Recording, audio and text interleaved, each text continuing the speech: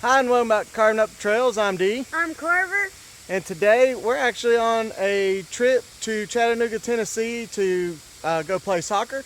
But we stopped off here in the Cherokee National Forest. We're on McFarland Road. We're going to check it out, maybe go see the old town of McFarland, see what's out here. What do you think? Waterfall right there. There's a little creek over there. So we're airing down, we're gearing up, and we're going to head on out.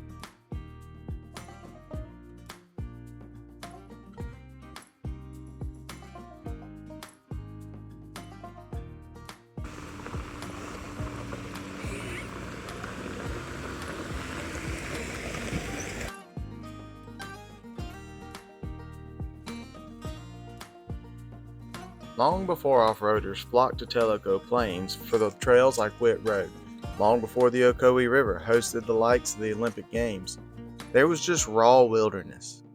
Nestled in the untamed wilds of what would later become the Cherokee National Forest, sat a town that would soon be long forgotten to the world. McFarland, Tennessee doesn't sound like a place that would hold vast significance to the development of the southern United States. It hasn't even been on a map since the 1960s and has been consumed by the deciduous forests of the Appalachian Mountains.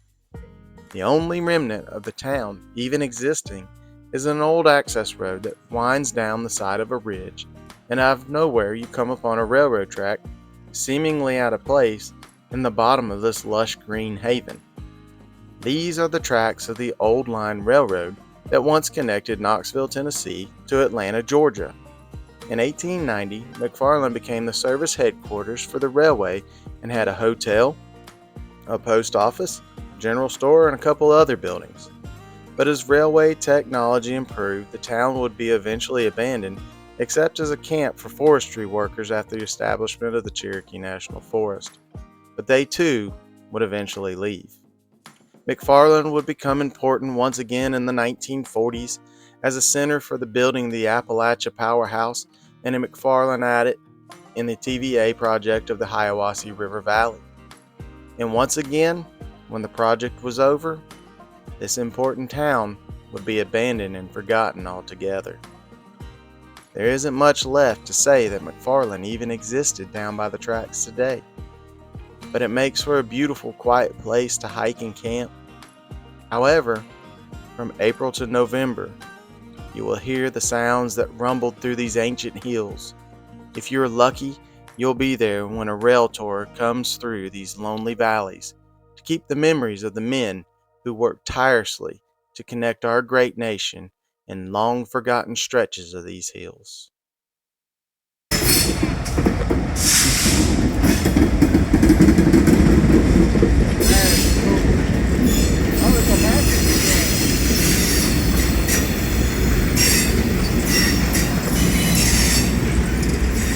That is insane, dude. That's so cool.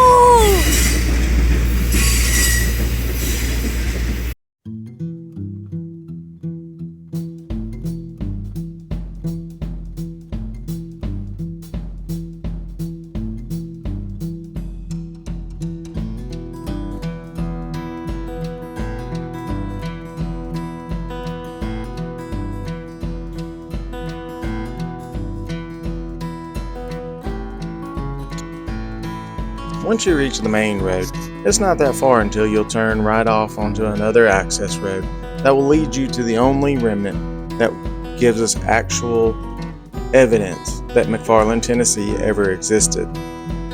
This is all that is left of the massive 3-story concrete mixing plant that produced over 89,000 tons of concrete to help build the powerhouse, dam, and adit tubes for the Appalachia Power Plant.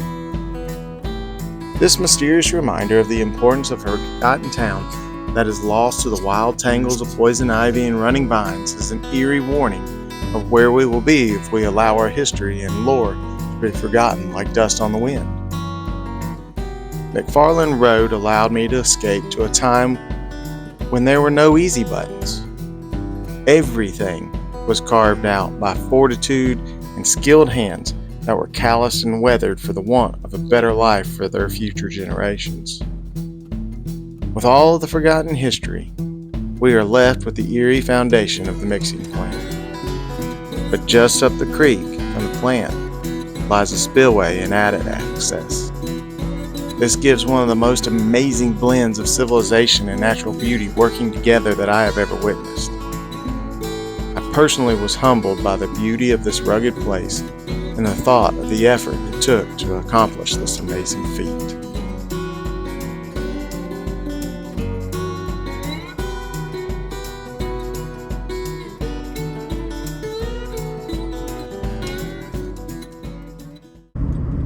That was our trip down McFarland Road.